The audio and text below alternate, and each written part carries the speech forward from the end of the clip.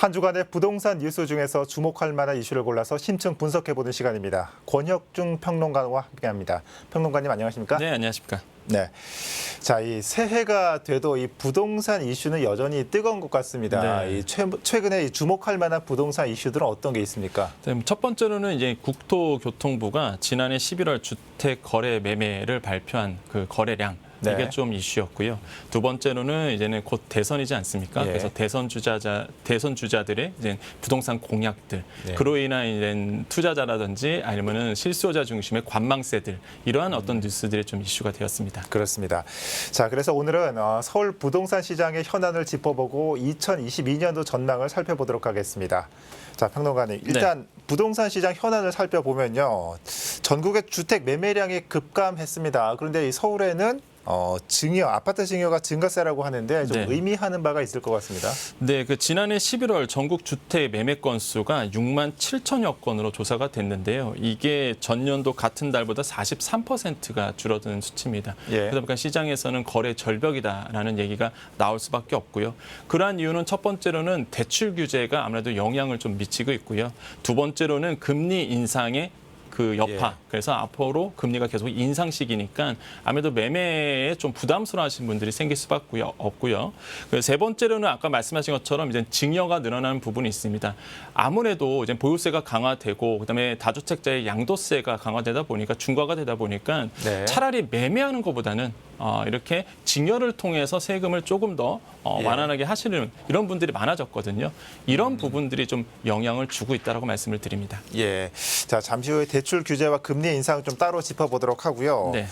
서울 아파트 월세 가격도 크게 올랐다는 기사를 아주 어렵지 않게 찾아볼 수 있습니다. 지난해 11월 기준 평균 124만 원이라고 하던데 네. 어떻습니까? 아무래도 최근 부동산 시장 흐름과 관계가 있는 거겠죠? 네, 그렇습니다. 금방 말씀하신 것처럼 지난해 11월 기준으로 월세가 서울 아파트가 평균 124만 1,000원으로 조사가 됐는데 예. 이게 2020년 10월 기준으로 본다 그러면 한 대비해서 한 10% 정도 상승한 겁니다. 한마디로 월세의 가격이 계속적으로 높아지고 있다라고 보시면 되겠고요. 네. 특히 12월 기준 서울 아파트 이제 월세 지수가 109.4로 조사가 됐거든요. 역대 최고치로 높아진 겁니다. 그래서 월세 부담이 더 높아지고 있다. 그러한 이유 첫 번째로는 2020년에 통과된 이제 임대차 3법이라고 얘기하는 이 임대차 3법 때문에 예. 아무래도 이제는 전세 물량이 줄어들고 그러면 당연히 이제 풍선 효과에 인해서 월세가 많아질 수밖에 없는 부분이 있거든요. 이런 부분이 영향을 미쳤고요. 두 번째로는 전세 보증금 부담을 느끼는 이렇게 네. 세입자들이 준전세나 월세로 이제 변환되는 부분이 있습니다. 그러니까 준전세가 뭐냐면은 월세, 그러니까 보증금을 따져봤을 때 월세 2년 이상을 보증금으로 내는 것을 우리가 준전세라고 얘기하거든요. 근데 이 준전세 거래량이 2020년도에는요 2만여 건이었다가 작년에 3만여 건이었습니다. 그러니까 3만여 건은 돌파한 것은 처음이거든요. 네. 그 정도로 뭐 지금 전세가 없어지고 뭐 준전세라든지 월세가 많아지고 있다는 얘기. 한마디로 이제는 실수요자 중심으로 비용 증가가 될 수밖에 없다. 근데 이런 월세 증가 부분이 앞으로 계속될 것이라는 전망. 이것이 약간 비관적으로 좀 나오고 있습니다. 네. 뭐 앞서서 계속 말씀해 주신 대로 이 부동산 시장 변화 때문에 거래가 꺾이고 있다. 이런 말은 지난해 하반기부터 계속 나오고 있는 말 같습니다. 이 네. 법원 경매 열기도 꺾였다 이런 말까지 나오고 있는데 네. 서울 아파트 거래량 앞으로도 이런 하락세가 계속될까요? 어떻게 전망하십니까? 일단 시장에서는 변수로 대선 전까지는 이렇게 관망세가 나올 수밖에 없다라고 볼 수가 있겠는데요. 네. 지난해 서울 아파트 거래량이 4만 1,700여 건으로 조사가 됐는데 작년에 비해서 한마디로 그 재작년이죠. 2020년에 비해서 한 거의 반토막이 난 케이스입니다. 2020년에 거래량이 한 8만여 건이 됐었거든요. 네. 그거에 비하면 정말로 반토막이 난 거죠. 정말로 그 거래량이 확 줄었다라고 볼 수가 있겠는데 그러한 이유는 아까 말씀드린 것처럼 대선이라는 중요한 변수가 있습니다. 네. 그러다 보니까 이런 다주택자도 포함해서 실수요자 중심으로 조금만 기다리자.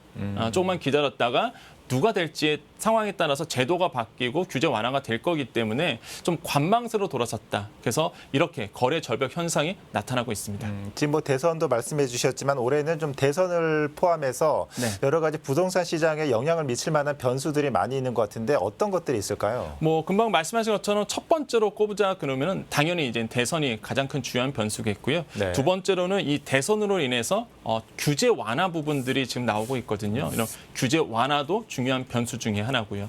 또한 뭐 대출 규제도 마찬가지입니다. 규제가 워낙 지금 꼼꼼하게 돼 있기 때문에 과연 대출 규제를 풀어줄 것인가에 대한 예. 이것도 주요한 변수고 마지막으로 금리 인상에 대한 변수가 있습니다. 그래서 올해 상반기에는 이 대선과 규제 완화가 주요 변수고요. 하반기로 갈수록 이렇게 대출 규제 완화라든지 아니면은 금리 인상에 대한 부담 이런 것들이 하반기로 갈수록 주요한 변수로 자리를 잡을 것으로 보고 있습니다. 예. 자, 일단 좀 대통령 선거 얘기가 나온 김에 좀 네. 이거를 좀 짚어보도록 하겠습니다. 자, 주요 후보자들의 부동산 공약을 발표하고 있는데 조금씩 좀 차이가 있습니다. 좀 네. 비교해서 말씀해 주시면 좋을 것 같습니다. 네, 일단 전체적으로 본다 그러면은 모든 대선 주자들이 공통적으로 이야기가 있는 것은 예. 규제 완화 부분입니다. 근데 뉘앙스면서 약간씩 다른데요. 먼저 이재명 후보 같은 경우에는 다주택자 양도세 중과 한시 유예를 가지고 왔고요. 그다음에 공시지가 현실화 전면 재검토, 종부세 완화에 대한 이야기를 하고 있습니다.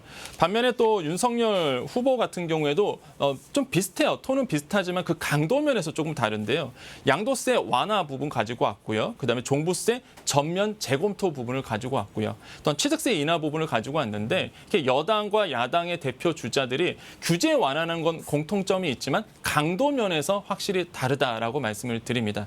이외에 안철수 후보도 1주택자 취득세 인하, 무주택자에 대한 대출 규제 완화 부분, 네. 또한 심상정 후보도 공공주택 20% 확대, 그다음에 임대료 5% 상한제를 들고 나왔는데 시장에서는 약간 비판의 목소리가 있는 게 사실 부동산 시장의 가장 그 이슈는요, 뭐 규제 이런 것보다는 일단은 예측 가능성이 있어야 되거든요. 부동산 시장이 굉장히 혼란스러웠던 이유가 작년에 너무나 많은 자주 이제 규제가 변화하다 보니까 약간 혼란스러운 부분이 있었는데 네. 그래서 정책의 일관성이 있어야 된다라고 비판을 하고 있고요.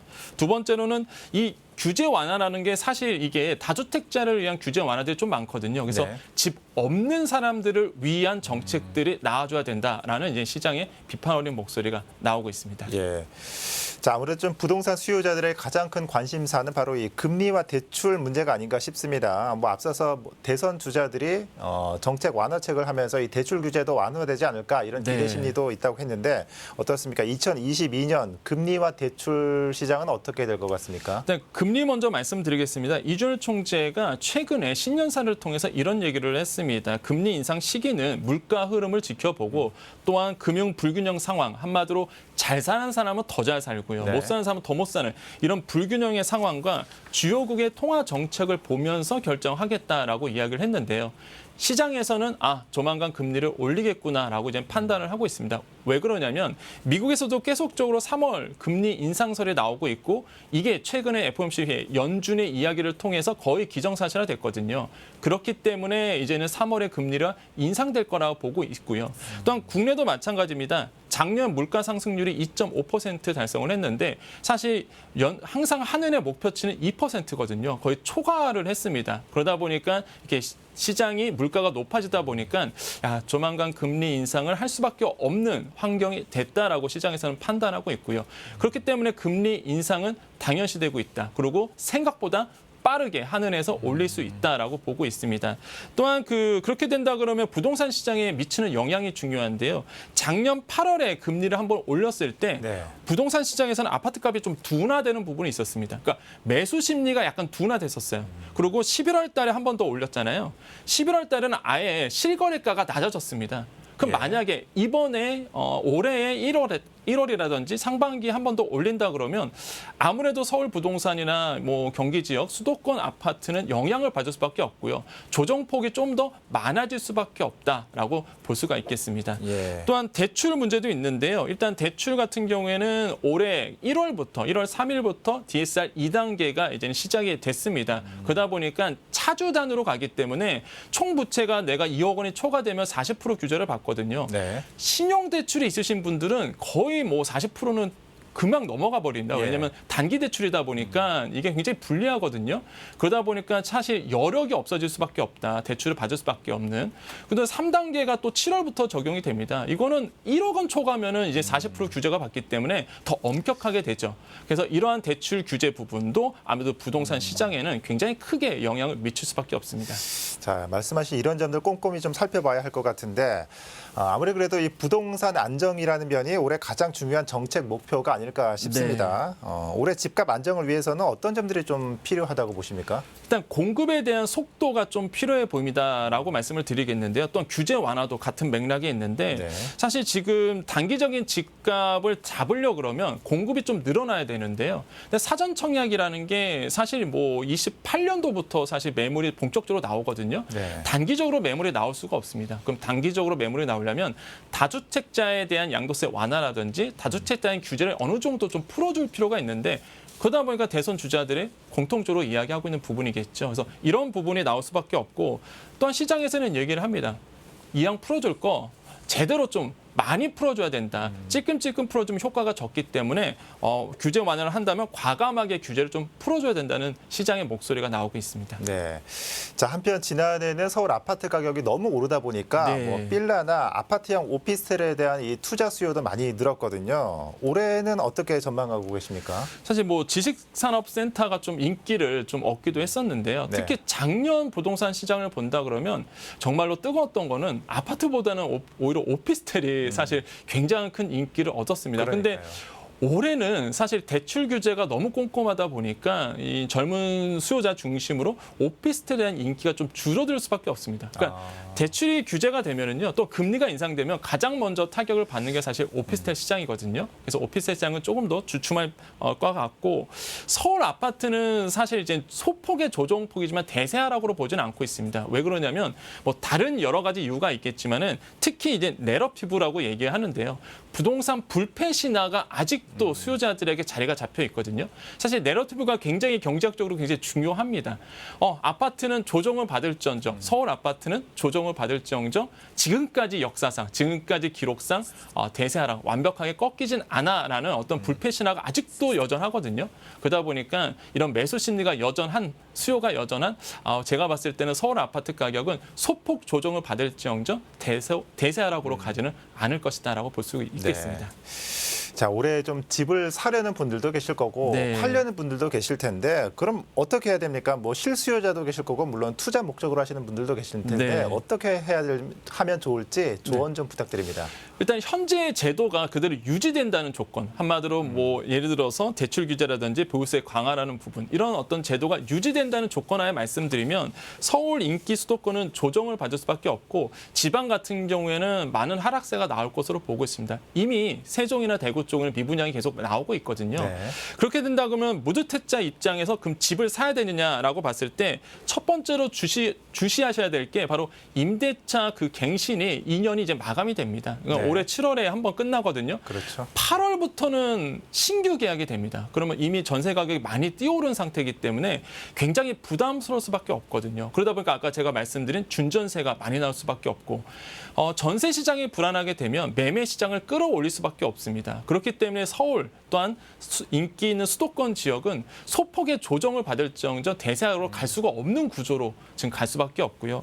두 번째로는 아까도 말씀드린 것처럼 전세가 안정이 돼야 되는데 불안하다 보니까 이런 것들이 좀 매매 시장에 영향을 받을 수밖에 없고 그래서 이제 조언 드리고 싶은 거는 만약에 실수요자라면 이게 투자가 아니라 실수요자라면 자금 조달이 가능한 선에서 내 집 마련을 하시는 것이 좋겠다라고 볼 수 있겠고 투자 목적으로 만약에 부동산 시장을 본다 그러면 역시나 대선까지는 좀 관망세로 가다가 이제 3월에 끝나고요. 대선이 6월 1일이 재산세 기준일입니다. 그럼 그 사이에 움직이는 것이 가장 현명한 판단이겠다라고 말씀을 드립니다. 네. 자, 오늘 말씀 잘 들었습니다. 자, 여러 변수들이 많은 올 한 해 부동산 시장 역시나 기대 반 우려 반입니다. 네, 지금까지 서울 부동산 시장 현안 분석과 2022년 부동산 전망에 대해 권혁중 평론가와 함께 살펴봤습니다. 자, 평론가님 오늘 말씀 잘 들었습니다. 네, 감사합니다.